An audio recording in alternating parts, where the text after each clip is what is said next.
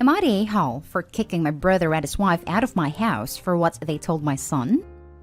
I'm a single mother living alone with my 13-year-old son. My brother and his wife moved in with us over 2 weeks ago since they lost their apartment because of unemployment. My sister-in-law has been having conflicts with my mom, so I was the only one that was willing to help out. The situation is, my son's room is upstairs along with the room my brother was staying in. My son used to wake up to use the bathroom late at night, which is normal. Every time he walked down the hall, he'd pass his uncle's room. The door was always open, and my brother would get mad when my son walked down the hall and interrupted his and his wife's intimate time. My brother had a conversation with me about it. He said his privacy with his wife was not accommodated by my son constantly passing by their bedroom and interrupting their private time. The reason they left the door open was that the room would get really hot, and keeping the door open gave them a breather, and asked me to give my son's schedule for when it's safe to use the bathroom.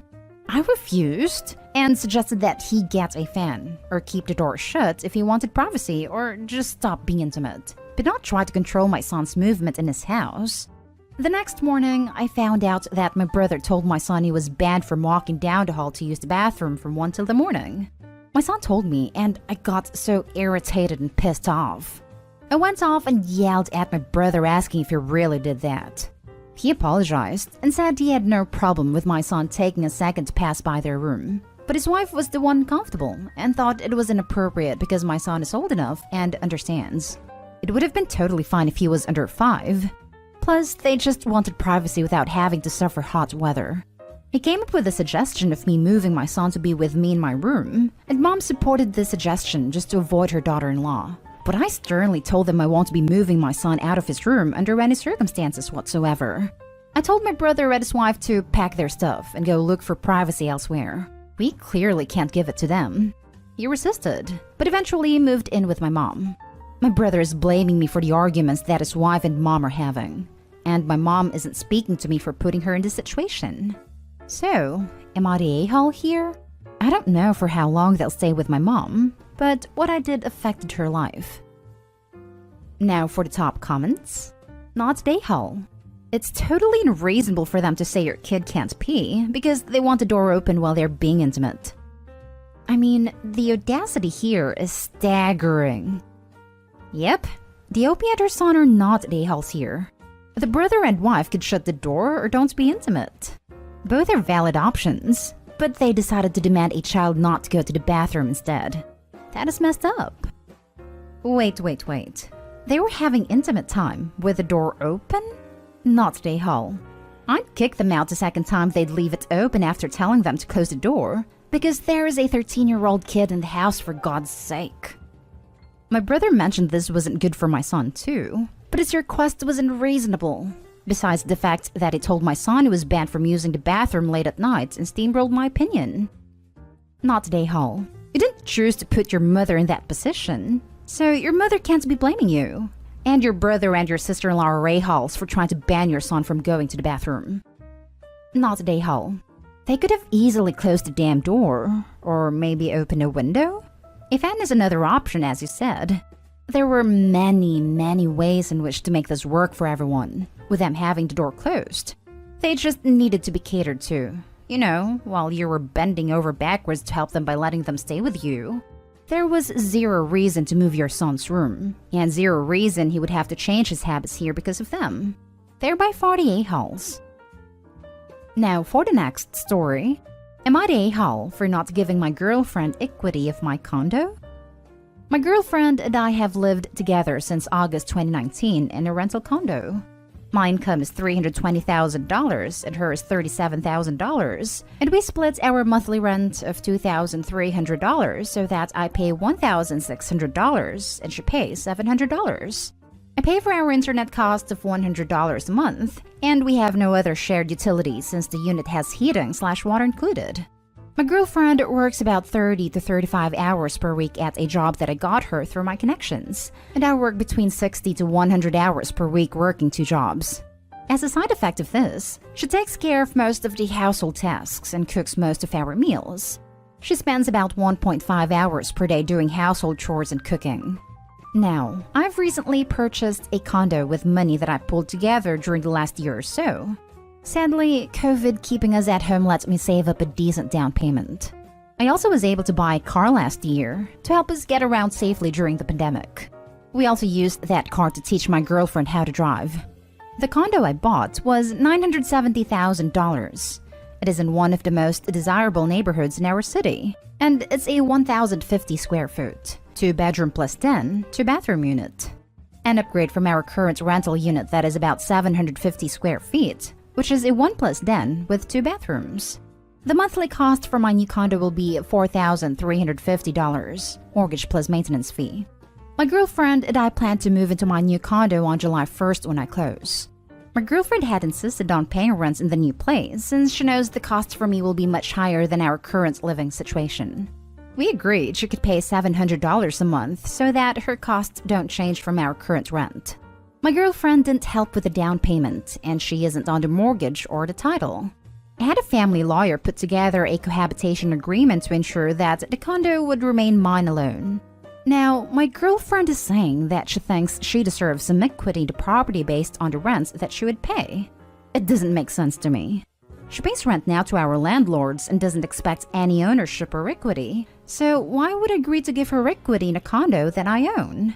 Am I being an a-hole here? Edit. Adding a few additional details.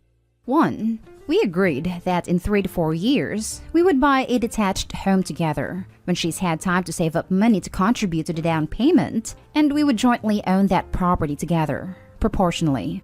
2. Our city is so expensive that she cannot buy property on her income anywhere, not even within a 3-hour drive of the city. 3. If single, she would be paying $1,600 for rent for her own place, or $1,000 for a room somewhere normal. For $700 a month, she could only get a room in a sketchy area with multiple roommates. 4. We will likely get married in 2 to 3 years or so. 5. She chooses not to get a better job with a higher income, because her current job is very relaxed. She regularly watches movies or takes naps while she's on the clock for work, and so she doesn't want to get a different job that pays more because she's concerned she will have to actually work the hours that are expected. 6. The cohabitation agreement also includes a goodwill payment clause that would give her $10,000 per year we are together, to a limit of $100,000 at 10 years. This way, she would not be left with nothing if our relationship ended. Not day hall. That's not how rent works. Seriously, she's choosing to not take a better paying job to contribute to their expenses/rent, and she's getting a fantastic rent deal. She's getting greedy, to be honest. I don't think you're an a-hole. If you were engaged, I'd probably have a slightly different opinion.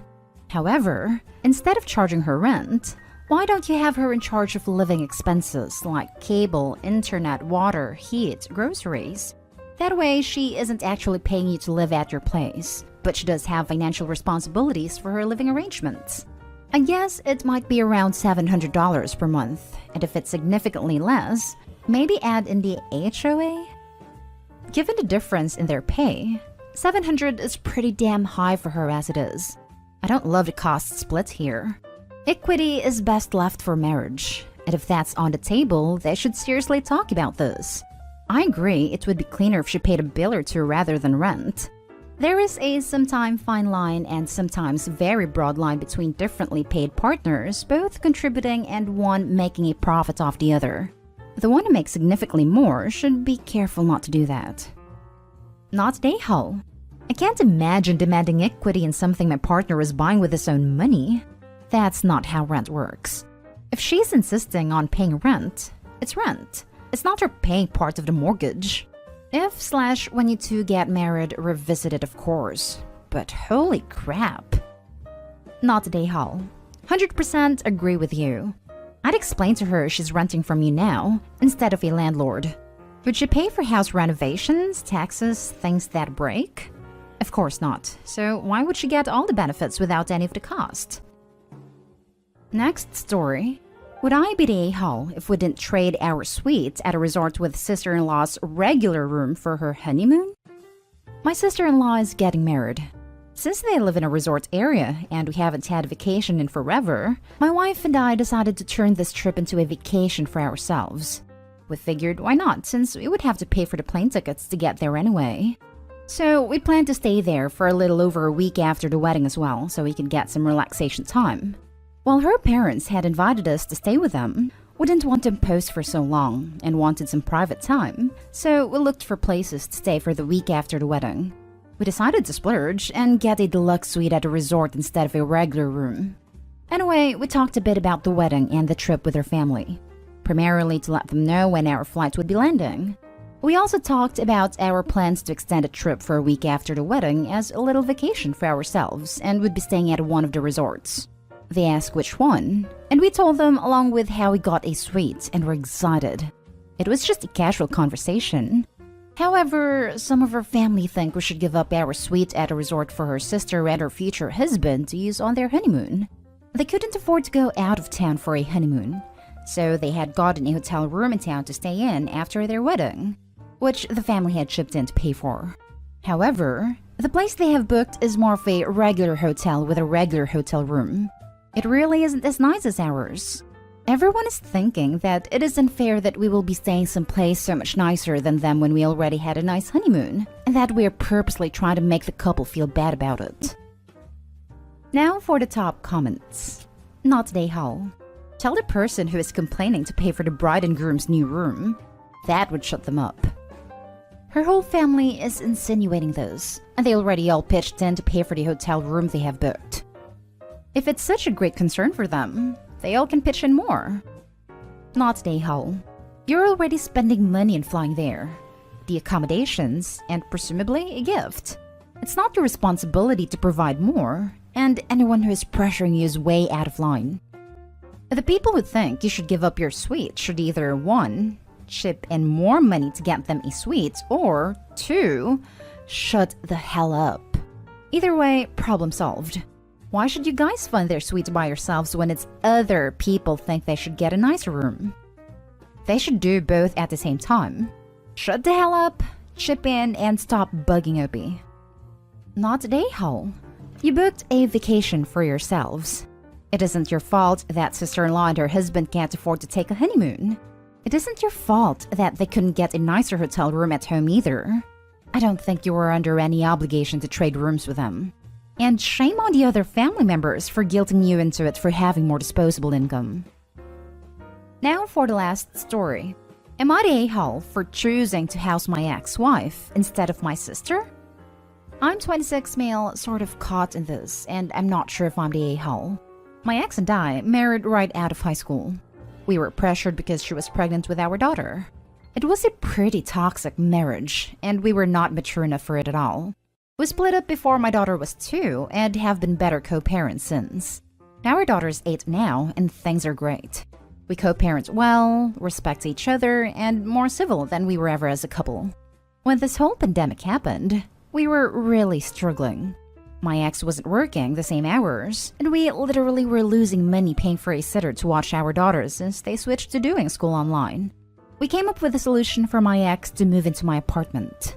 This was to help each other out. Splitting the rent and bills was a lot easier than us doing it on our own. And since she was working certain hours, she could be home watching our daughters, so we wouldn't spend so much on childcare. It just worked.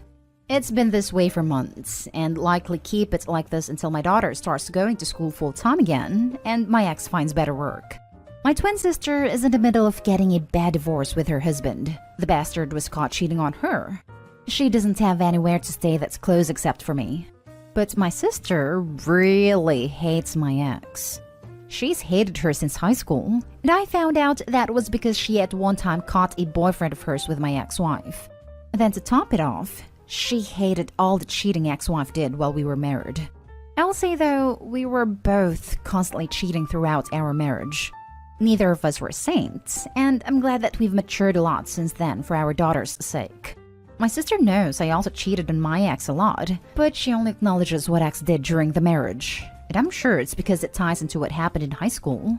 Still, I offered to let my sister stay, but warned she's gonna have to be used to my ex's presence and be civil in front of my daughter. My ex doesn't care if my sister stays here. She knows the situation, and it's not like she holds anything against my sister's feelings. But my sister absolutely refuses to stay here unless my ex leaves. It's what she's pressuring me to do now because I should understand the feelings this brings up. And yeah, I do. But that was also a long time ago.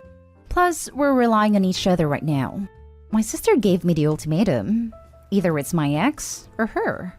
And I told her it's going to be my ex because she can't afford to live on her own right now, and that's going to negatively impact our daughter in the long run.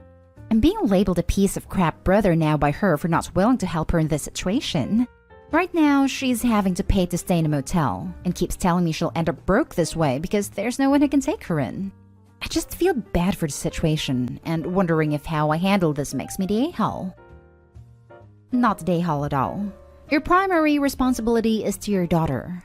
Supporting her and providing her with a safe and loving living situation is literally a non-negotiable. Providing housing for your sister is just a nice thing to do, and you're even willing to do it.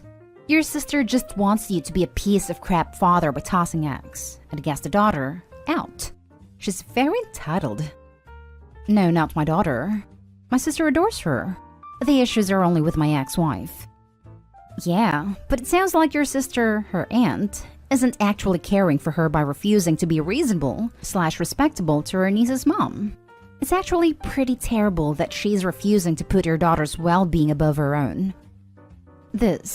I really hope you understand that this isn't a jab, OP. It's a fact. Your sister doesn't respect your daughter's need for her mother to also be safe and stable. It seems like your sister would rather your daughter not have her mother around than her have to find new accommodations. Not a-hole. You're housing the mother for your child, and your sister wants you to kick her out. Even though you aren't married, you're always going to be a part of each other's lives. Your sister is also conveniently choosing to ignore the fact that you cheated, so that she has a reason to not like your ex-wife. Your sister's not acting like an adult here. She has no say in who gets to live at your house. You're even offering to let her live at your house if she can just behave. She's choosing to stay at the motel. She's choosing to spend that money. Not a-hole. You offered to help your sister out. She just doesn't like the terms. I guess she doesn't need a place to stay that badly.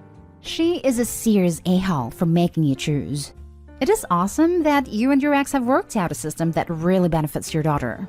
Good job making her your #1 priority. Like, I wish it didn't have to be choice. I get right now she's in a really bad spot and I want to help. I can't financially, so this would have been the only way to be able to. I'm glad we did too. It's taken off a ton of stress and my daughter's enjoying it.